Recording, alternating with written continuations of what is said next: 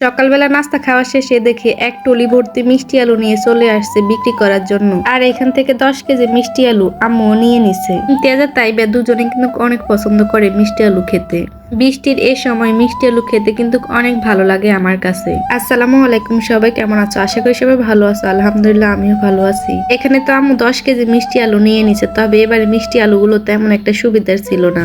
আমার মনে হয় 4 কেজির মতোই হবে। এখানে চিকনা আলু আর অল্প কয়টা হচ্ছে মোটা, বেশি মোটাও না আবার বেশি চিকনাও না, ওই আলুগুলো একটু বেশি মজা হয়। যাই হোক, আলুগুলো রেখে আমি আর আম্মু চলে আসছি একটু শাক তোলার জন্য ক্ষেতের মধ্যে। টানা বৃষ্টি হওয়ার কারণে তো সবগুলো সবজি গাছ মরে যাইতেছে। বৃষ্টি হইতেছে না দেখে সবাই এত এত দোয়া করছে, এই জন্য এখন বৃষ্টিটা একটু বেশি করে হইতেছে। বৃষ্টির কারণে তো বাজারে যাইতে পারতেছে না, এই জন্য রান্না করার জন্য কিছুই নেই। এখান থেকে আম্মু কয়েকটা ডাটা শাক তুলে নিতেছে। ছাদে কয়েকটা লাল শাকের গাছ ছিল, লাল শাক আর ডাটা শাক দুইটা আজকে একসাথে রান্না করব। শাক তো অনেকগুলো নিলেও রান্না করলে অল্প একটু হয়ে যায়, এজন্য কয়েকটা আলু দিয়ে দিলাম সাথে। এই তো রান্না করার জন্য সবকিছু রেডি করে নিয়ে রান্নাটাও বসাই দিলাম। প্রথমে তো আমি মাছ আর আলুগুলো একটু কষিয়ে নিব। আলুগুলো ভালো করে সিদ্ধ করে এরপরে শাক দিয়ে দিব। কারণ শাক হতে বেশিক্ষণ লাগবে না, এখনকার আলুগুলো সিদ্ধ হতে অনেক সময় লাগে। শুধু তো এক তরকারি দিয়ে খেতে ভালো লাগে না, এই জন্য সাথে আমি আবার টাকি মাছের মরিচ খোলা করবো। মরিচ খোলার কথা শুনলে তো জিভে পানি চলে আসে, আর এটা তো আমাদের নোয়াখালীর বিখ্যাত।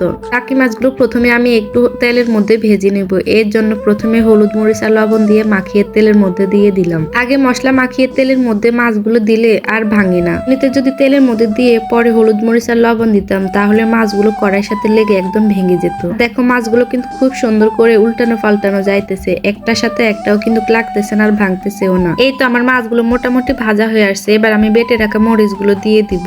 তবে মরিচটা কিন্তু ব্লেন্ডারে করে নিছি, এখন আর কষ্ট করে শিলপাটার মধ্যে বাটতে হয় না। তবে ব্লেন্ডারের থেকে শিলপাটার বাটা ভর্তাগুলো খেতে বেশি মজা লাগে। আগে দেখতাম আমার আম্মুরা যে দিনে টাকি মাছ দিয়ে মরিচ খোলা করতো, ওই দিনে সকাল সকাল শিলপাটায় আগে মরিচটা বেটে নিত, আর ওই মরিচ খোলাটা কিন্তু খেতে বেশি মজা লাগতো। এদিক দিয়ে আলুগুলো মোটামুটি সিদ্ধ হয়ে গেছে, এবার আমি শাকগুলো দিয়ে দিলাম। আজকে তো ইমতিয়াজের পছন্দের শাক রান্না করতেছি, নিজে নিজে আজকে খেয়ে নিবে। লাল শাক খেতে কিন্তু ইমতিয়াজ অনেক বেশি পছন্দ করে, আর যে দিনে লাল শাক রান্না করব ওই দিন নিজে নিজে খেয়ে নিবে ভাত। ছোটবেলায় আমরাও লাল শাক রান্না করলে খাওয়ার জন্য পাগল হয়ে যেতাম, কারণ ভাতগুলো লাল হয়ে যেত। আর এখন দেখি আমার ছেলেটাও সেম, ভাতগুলো লাল হয়ে যায় দেখে ওর কাছে ভালো লাগে, আর লাল শাক খেলে নাকি রক্ত হয়। আমার আম্মু তো সবসময় ওকে এই কথা বলে বলে খাওয়ায়। আজকে কিন্তু আমার দুইটা তরকারি একদম তাড়াতাড়ি হয়ে যাইতেছে।